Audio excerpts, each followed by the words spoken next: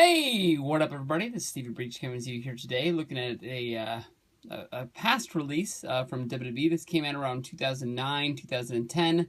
This was entitled "The History of the World Heavyweight Championship." Right there, one of the best championships in the history of wrestling. I think when everybody looks at the big gold belt, you think about Ric Flair. If you're a newer fan, you think about Triple H or Batista. And all the history that this belt had going back to the NWA. Once it was brought in to WWE when Eric Bischoff brought it back for Monday Night Raw, and they handed the belt to Triple H to be the new champion. This is a really, really good DVD. And unlike the history of the World or the WWE Championship or the history of the Intercontinental Championship, this disc 3-disc set comes with a documentary telling you that the origins and the history of everything that the NWA Championship meant to wrestling. It goes all the way back to the days of Frank Gotch, and tells you a lot of the history of building up wrestlers into the start of the NWA, the National Wrestling Alliance. They talk about wrestling before wrestling as we know it, before it was the World Wrestling Federation, I guess you can say, but talks about a flair for the gold, with Ric Flair taking over the championship, and then the Crockett's starting up before the NWA would turn into WCW when Turner bought it.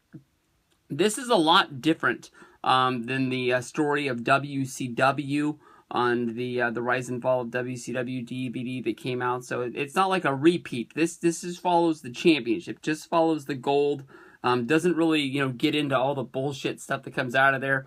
I'll honestly tell you that on the first disc, they've got a lot of matches that I've never seen before, just because I think they're a little bit too old for my time period, going back to the 60s. But if that's what you want to see, you got Buddy Rogers, you got Dory Funk Jr., you got Jack Briscoe going up against Terry Funk, Harley Race against Dusty Rhodes, Ric Flair against Magnum TA, Ric Flair versus Sting at the Great American Bash in 1990. Really cool design there on the discs. Flip this over, disc 2. Ric Flair versus Scott Steiner. The Scott Steiner before Scott Steiner as it is right now. This is more of a collegiate wrestler, Scott Steiner, wrestling back in the day in 1991. The Scott Steiner that should be in the WWE Hall of Fame is a member of the Steiner brothers, but his mouth will probably keep him out of there. Luger versus Wyndham. Vader versus Simmons. Vader versus Ricky Steamboat. Hogan versus Flair. Sting versus Hogan at Super Brawl 1998. We have Hogan versus Goldberg at Nitro. I was there. Jeff Jarrett versus Booker T. I will tell you that this is when WCW was way downhill.